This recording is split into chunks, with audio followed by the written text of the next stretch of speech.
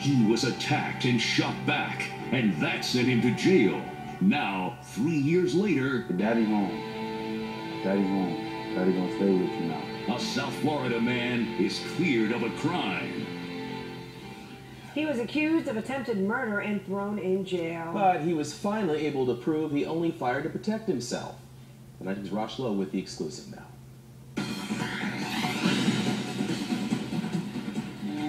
Say hi. Carlos Rodriguez was facing a lifetime behind bars until he was acquitted by a Miami-Dade jury this week for shooting Tariq Smith in the parking lot of a Miami Lakes club in 2009. The shooting victim would survive. Sometimes you put in a predicament where it's either do or die. You know what I'm saying? And if you don't do the right thing, or if you don't do what you have to do, then you die. This is surveillance video from February 2009, and you'll see Carlos in a white shirt. He'll come onto your screen and leave the club in Miami Lakes. This club no longer exists. Then you'll see a large group following him. Moments later, there would be a shooting, and you'll see people running back into the club.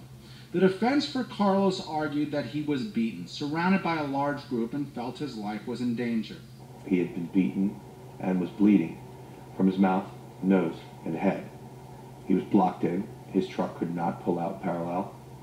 He has no criminal record.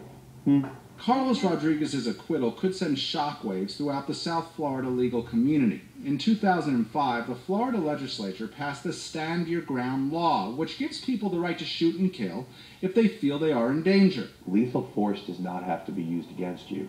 You have to reasonably believe that your life is in danger. This was a historic victory for Carlos, at least according to his attorneys. This was one of the first not guilty verdicts returned in Miami-Dade County when the Stand Your Ground law was used as a defense.